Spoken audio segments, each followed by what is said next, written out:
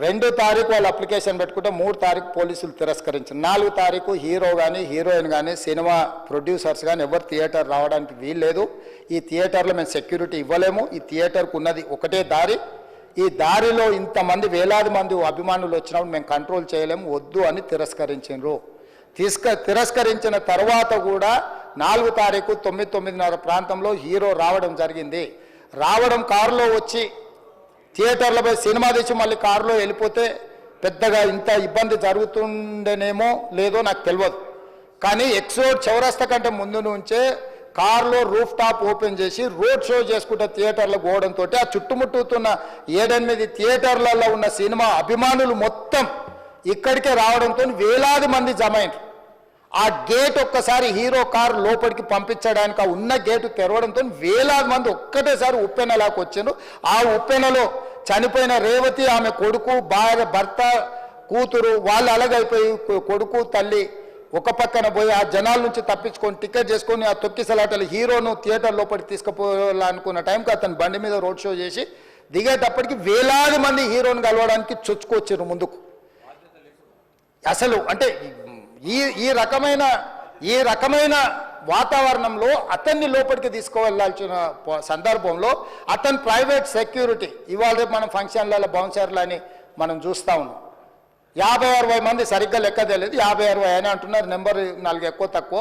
ఆ బౌన్సర్లు అందరు మీదికి వచ్చే అందరు అభిమానులను విపరీతంగా అడ్డంగా ఎట్ల పడితే అట్లా తోయడంతో అటు నుంచి అభిమానులు హీరోని చూడాలి, కలవాలని ఒకవైపు నుంచి వాళ్ళని హీరో దగ్గరికే రానియొద్దని ఆయన ప్రైవేట్ సెక్యూరిటీ వెనక్కి నెట్టడం వల్ల ఈ తొక్కిసలాటలో హీరో థియేటర్కి వెళ్ళి లోపలికి వెళ్ళి చూసినాక పోలీసులు ఈ మొత్తం క్రౌడ్ని ఈ మొత్తం అక్కడ ఉన్న జమైన జనాలను అందరిని కూడా తీస్తే ఒక తల్లి కొడుకు అక్కడ శవాలుగా పడి ఉన్నారు. ఆ తల్లి అంత తొక్కిసలాటలు కూడా నేను ఆ వీడియో చూసిన ఆ తల్లి లోపలికి వచ్చినప్పుడు కొడుకు చేయి పట్టుకొని ఎంత జాగ్రత్తగా కొడుకుని తీసుకొని వస్తుందో తల్లి ప్రేమ ఎట్లుంటుందో అక్కడ నాకు చూసి నాకు అర్థమైంది. ఆ శవాలుగా మారిన తల్లి కొడుకు చెయ్యి ఇడవలే అధ్యక్ష, అట్లే చెయ్యి బిగ్గర పట్టుకొని పోలీసు వెళ్ళి చూస్తే ఆ తల్లి ఆ పిల్లగాడు ఆ తల్లి ఆ చెయ్యి వదలకుంటే కన్నబిడ్డను పట్టుకుని తల్లి చచ్చిపోయింది అధ్యక్ష. అట్లాంటి సిచ్యువేషన్లో పోలీసులు తల్లిని కొడుకుని హాస్పిటల్కి అక్కడ ఫస్ట్ ఎయిడ్ ట్రీట్మెంట్ చేసిండ్రు. పోలీసులు ఏం డాక్టర్లు కాదు, హుటాహుటిన తరలించిండ్రు. హాస్పిటల్కి వెళ్ళిన తర్వాత తల్లి చచ్చిపోయింది, పిల్లోడు కోమాలు ఉండు. ఆల్మోస్ట్ పోలీసులు పిల్లవాడు కూడా చచ్చిపోయింది అనుకున్నారు. బ్రెయిన్ డెడ్ అయింది, ఆక్సిజన్ అందక ఆ అబ్బాయికి. సో ఆ సిచ్యువేషన్లో వెనక్కి పోలీసులు వచ్చి హీరో గారికి విషయాన్ని తెలియజేసి హీరో గారు వెళ్ళిపోతే హీరో ఎందుకు వెళ్ళిపోవాలనుకున్నారు పోలీసులు అంటే ఇంకా వేలాది మంది అభిమానులు అక్కడనే ఉన్నారు.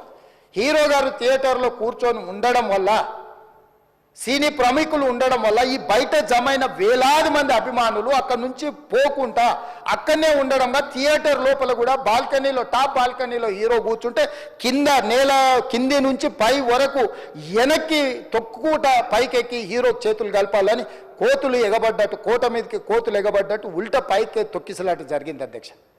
థియేటర్ వాళ్ళు పోలీసులను హీరో దగ్గరికి వెళ్ళి చెప్పడానికి కూడా అనుమతి ఇవ్వకుండా థియేటర్ వాళ్ళు పోలీసులను బ్లాక్ చేశారు అధ్యక్ష. ఎప్పుడైతే హాస్పిటల్లో తల్లి చచ్చిపోయిన పిల్లగాడు కూడా ఆల్మోస్ట్ చావు నోట్లో ఉన్నాడు అని తెలిసి పోలీసులు వచ్చి ఏసీపీ వెళ్ళి చెప్పడానికి పోతే థియేటర్ సిబ్బంది లేదు హీరో దగ్గరికి వెళ్ళడానికే వీలేదని చాలాసేపు పోలీసులను కూడా హీరో దగ్గరికి పోనీయలేదు అధ్యక్ష వాళ్ళ ప్రైవేట్ వీళ్ళు. చివరికి ఏసీపీ కోపం వచ్చేసి మిమ్మల్ని అందరిని తీసి లోపల వేయాల్సి వస్తుందని చెప్పిపోయి హీరోకు ఏసీపీ క్లియర్గా ఇద్దరు చనిపోయినరు, మీరు ఇక్కడ కూర్చుంటే థియేటర్లోనగా థియేటర్ బయట ఉన్న వేలాది మంది ఈ సినీ అభిమానులను మేము కంట్రోల్ చేయలేకపోతున్నాం, ల్యాండ్ ఆర్డరు శాంతి భద్రతలు చేయి దాటిపోయినాయి, మేము లాఠీ చార్జ్ చేయాల్సిన పరిస్థితి ఉంది, మీరు దయచేసి వెళ్ళిపోండి, వచ్చిండ్రు చూసిన కదా వెళ్ళిపోండి అంటే లేదు నేను సినిమా అయిపోయే వరకు ఇట్లే కూర్చుంటానని పోలీసులతో చెప్పిండని సిటీ కమిషనర్ నాకు చెప్పడం జరిగింది అధ్యక్ష.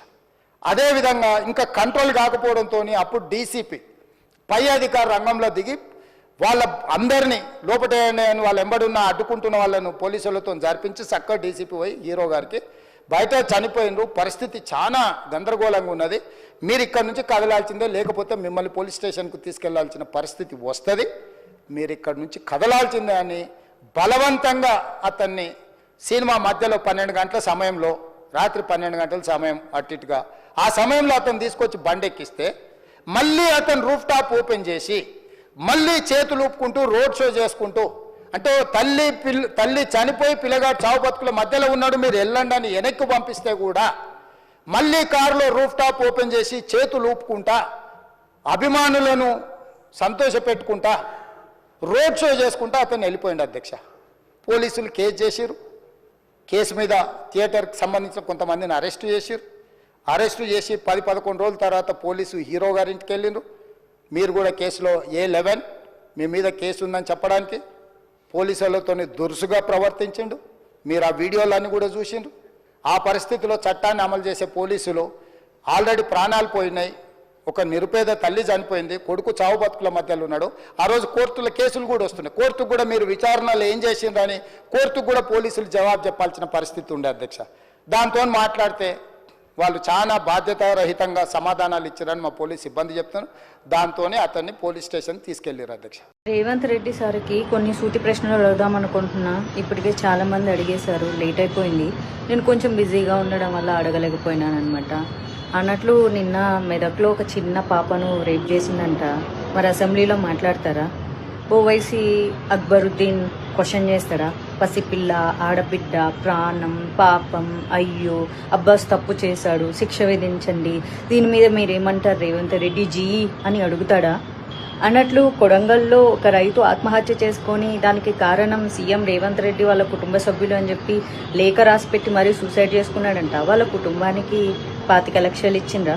కొన్ని 25,000 ఎవరైనా ఇచ్చిండ్రా? ఆయన ఎవరో కోమటిరెడ్డి వెంకటరెడ్డి అంట. ఆయన పేరు పొద్దు తిరుగుడు పువ్వు అంట. ఎట్ట తిరుగుతాడంట.